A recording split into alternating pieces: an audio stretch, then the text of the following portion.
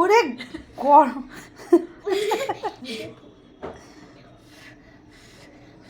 দেখলেন তো বন্ধুরা কি অবস্থা হলো, খাবার খেতে গিয়ে ছ্যাঁকা খেলো। তো যাই হোক, আমি শ্রাবণী, আমি চলে এসেছি আবার একটা নতুন ভিডিও নিয়ে। তো আজকে কিছু ইউনিক রান্না করার চেষ্টা করছি। তো কেমন লাগলো অবশ্যই জানাবেন। আমি কিন্তু আলু, ফুলকপি, মটরশুঁটি, ক্যাপসিকাম, টমেটো এখানে সব কুচিয়ে নিয়েছি। আর এটা হচ্ছে আদা কাঁচা লঙ্কার পেস্ট। আর আমি একটু ধনেপাতা, আমার ফেভারিট, এটাও কুচিয়ে নিয়েছিলাম। আর এখানে কিছু কাজু আমি ব্লেন্ড করে নিয়েছি। তো এইবারে আমি কিন্তু কড়া বসিয়ে দেব। আর কড়া গরম হয়ে গেলে আমি কিন্তু এতে পরিমাপ মতো তেল দিয়ে দেব। তো এই যে আমি তেল দিয়ে দিচ্ছি। তেলটা কিন্তু গরম হয়ে গেলে এতে একটু হলুদ দিয়ে দেবো যাতে তেলটা না ছিটে আসে। আর এখানে কিন্তু আমি যে আলুগুলোকে কেটে রেখেছিলাম ডুমো ডুমো করে, সেই আলুগুলো কিন্তু দিয়ে দিলাম। সুন্দর ভাজা হয়ে যাবে। অবশ্যই চাপা দিয়ে আমি কিন্তু আলুটা ভেজে নেব যাতে খুব ভালোভাবে ভাজাও হয়ে যায়। আর 80% কি 70% মতো যেন সেদ্ধ হয়ে যায়, যাতে ঝোলের সময় টাইমটা একটু কম লাগে। আমি কিন্তু এখানে নুন দিয়ে দিলাম, দিয়ে আবারও খুব ভালোভাবে মিশিয়ে নিয়ে লাল লাল করে আলুগুলো ভেজে এবারে তুলে নিচ্ছি। এই যে আলুগুলো কিন্তু খুব ভালো করে লাল লাল করে ভাজা হয়ে গেছে। এটা কিন্তু নতুন আলু। তো এই যে নতুন আলু দিয়ে আমি এই তরকারিটা করলাম। এবার কিন্তু আমি ওই তেলের মধ্যেই ফুলকপি দিয়ে দিয়েছি। ফুলকপিগুলোও একটু লবণ দিয়ে ভালোভাবে লাল লাল করে ভেজে নেব, কারণ ফুলকপি কিন্তু যতই ভাজি না কেন মনে হয় যেন সেই সাদা হয়ে রয়েছে। তো আমি ওই জন্য একটু বেশি কড়া করে ভেজে নিয়েছি। এই যে ভাজা হয়ে গেছে, আমি কিন্তু এবারে এটাকে তুলে নিচ্ছি। একে তো বৃহস্পতিবার, রোজ রাত্রেবেলা রুটি দিয়ে কি খাবো এই চিন্তায় মাথা খারাপ। তো ভাবলাম আজকে এই যে রান্নাটা আমি আগেও করেছি, ভাবলাম আপনাদের সাথে একবার শেয়ার করি। তো আরেকটু তেল দিয়ে দিলাম, কারণ ফুলকপি ভাপিয়ে যদি কেউ ভাজা করেন তাহলে কিন্তু তেল কম টানে। আর যদি আমি যেহেতু ভাপাইনি এমনিই করেছি, সেই জন্য একটু তেলটা বেশি টেনেছে। তো আবারও কিন্তু আমি তেল দিয়ে দুটো তেজপাতা কুচি করে দিয়ে ভেজে নিয়ে তারপর আদা আর কাঁচা লঙ্কার পেস্ট দিয়ে ভালোভাবে নাড়িয়ে চাড়িয়ে আমি কিন্তু একটু লবণ দিয়ে দিলাম। দিয়ে আবারও খুব ভালোভাবে এটাকে ফুটিয়ে নেব যাতে একটু কাঁচা গন্ধটা মরে যায়। তারপরে কিন্তু আমি এখানে আলুগুলোকে দিয়ে দিলাম। এবার আলুগুলো খুব ভালোভাবে কষা হয়ে গেলে তারপরে কিন্তু আমি টমেটো আর ক্যাপসিকামগুলো এখানে যোগ করেছি। এই যে তারপর সব একসাথে মিক্স করে নিয়ে আমি খুব ভালোভাবে কিন্তু কষে নেব। এই রান্নাটা কিন্তু ভীষণ টেস্টি হয় খেতে। আর এটা কিন্তু নিরামিষ, যেহেতু কালকে বৃহস্পতিবার ছিল সেই জন্য আমি এইভাবে রান্নাটা করেছি। তো একটু আমি জল দিয়ে দিলাম, না হলে কিন্তু আবার নিচে ধরে যাবে, সেই জন্য একটু জল দিয়ে দিলাম। আর ফ্লেমটা একটু হাই করে দিলাম। আর এখানে কিন্তু জিরে গুঁড়ো আমি অ্যাড করলাম, করে আবারও খুব ভালোভাবে নেড়ে চেড়ে নিয়ে আমি কিন্তু চাপা দিয়ে দেব। কারণ চাপা দিয়ে রান্না করলে এটা খুব ভালোভাবে কিন্তু সিদ্ধও হয়ে যাবে, আর জলটাও কম লাগবে, আর নিচেও ধরবে না।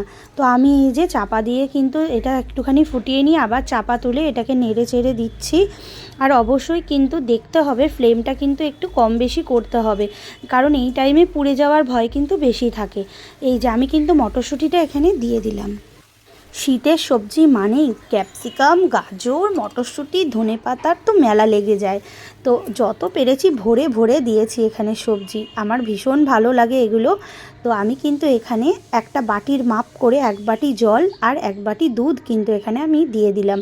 দিয়ে আবারও খুব ভালোভাবে নেড়ে চেড়ে এটা কিন্তু চাপা দিয়ে দেব যাতে এটা খুব ভালোভাবে ফুটে আসে। তো এই যে চাপা খুলে কিন্তু দেখছি খুব ভালোভাবে কিন্তু ফুটে এসেছে। এবারে কিন্তু মেন যে ইনগ্রিডিয়েন্টটা সেটা কিন্তু এবার দেব, সেটা হচ্ছে ফুলকপি আর বাদাম বাটাটা। ফুলকপিটা আগে দিয়ে দিলাম, দিয়ে কিন্তু আবার একটু আমি অপেক্ষা করব যাতে এটা একটু ফুটে আসে, তারপরে কিন্তু আমি বাদাম বাটাটা দেব। তো এই যে ফুলকপিগুলো দিয়ে আমি কিন্তু একটু অপেক্ষা করেছিলাম এটা ফুটে আসলে, তারপর কিন্তু আমি কাজু বাদাম বাটার যে পেস্টটা সেটা কিন্তু এখানে দিয়ে খুব ভালোভাবে মিশিয়ে নেব। আর অবশ্যই কিন্তু আমি সামান্য একটু এখানে জল অ্যাড করেছি, কারণ ঝোলটা আমি সবসময়ই বলি সবার ইচ্ছা মতো ঝোলটা রাখতে। এই যে কত সুন্দর ফুটে এসছে। তো বন্ধুরা, এই রান্নাটা কেমন লাগলো আপনারা অবশ্যই কিন্তু ট্রাই করে আমাকে জানাতে ভুলবেন না। এটা কিন্তু দেখতে আর খেতে দুটোই খুব সুন্দর হয়। আর এই যে আলুগুলো কত সুন্দর সেদ্ধ হয়ে এসেছে। এবার কিন্তু আমি একটু চিনি দিয়ে তারপরে কিন্তু তরকারিটাকে নামিয়ে নেব। এটা কিন্তু ভীষণই টেস্টি হয়। আর নিরামিষের দিনকে কিন্তু অনায়াসে মানে 2টো রুটি এক্সট্রা খাওয়া যায়, আমি এটা বলতে পারি। ভীষণই ভালো লাগে খেতে। এই যে আমার কিন্তু চিনিটা দিয়ে দেওয়া হয়ে গেছে। আর এবার কিন্তু মিশিয়ে আমি একটু ধনেপাতা আর গুঁড়ো গরম মশলা আর 1 চামচ ঘি দিয়ে আমি কিন্তু এই রান্নাটা শেষ করব। তো আমার রান্নাগুলো কেমন লাগলো অবশ্যই কিন্তু আমাকে জানাবেন বন্ধুরা। আর এরকম নিত্য নতুন রান্না পাওয়ার জন্য আমার পেজটা কিন্তু ফলো দিয়ে আমার পাশে থাকবেন। আর অবশ্যই কিন্তু আমার সাথে থাকবেন। যারা এখনও আমার পেজটা ফলো করেননি তারা কিন্তু অবশ্যই আমার সাথে থাকবেন, আমার পেজটা ফলো করে নেবেন। তো বন্ধুরা, আজকের এই রান্নাটার টেস্ট যে করেছে মানে আমার মেন আজকে ছোটো মেয়েকে দিয়ে টেস্ট করিয়েছি। তো ওর রিয়াকশানটা দেখার এবারে। তো আমি কিন্তু ঘি গরম মশলা দিয়ে দিলাম এখানে। আর শীতকাল মানেই বললাম না, সবজির বাহার, তরকারিতে যেন একেবারে মানে বাহার এসে যায়। আমার ভীষণই ভালো লাগে। তো আমি চেষ্টা করি শীতের সময় যেন কোনো সবজি মিস না করতে। আমার মতো আপনারা কে কে আছেন আমাকে কিন্তু অবশ্যই জানাবেন। আর আমি কিন্তু সবার কমেন্ট পড়ি। অবশ্যই কিন্তু আমি নেক্সট ভিডিওয়ে কারোর নাম বলবো যে আমাকে খুব ভালোভাবে কমেন্ট করেছে, আমি কিন্তু তার কমেন্টটা অবশ্যই ভিডিও শেষে তুলে ধরবো। তো অনুরোধ রইল বন্ধুরা, অবশ্যই আমার পাশে থাকবেন। কত সুন্দর দেখতে হয়েছে, দেখেই তো পেট ভরে গেল। তো এই যে একটা পরোটা দিয়ে, যেহেতু নিরামিষ ছিল আর বৃহস্পতিবার ছিল, তো সেহেতু আমি পরোটা বানিয়েছিলাম। এই যে আমার মেয়ে, দেখুন অবস্থা, গরমটাই মুখে পুড়ে দিয়েছে। তো এই রেসিপিটা কিন্তু ভাতের সাথেও এটা করা যায়, খুবই ভালো লাগে। কেমন লাগলো সবাই আমাকে জানাতে ভুলবেন না কিন্তু। তো আজকে আসি বন্ধুরা, টাটা, আবার অন্য ভিডিওয় দেখা হবে। Thank you. ঝোলটা একটু মাখিয়ে খা।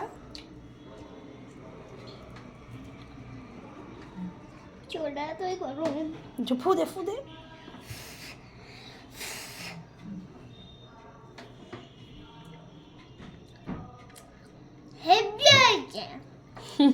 তোমার ভালো লেগেছে? হ্যাঁ, খাও।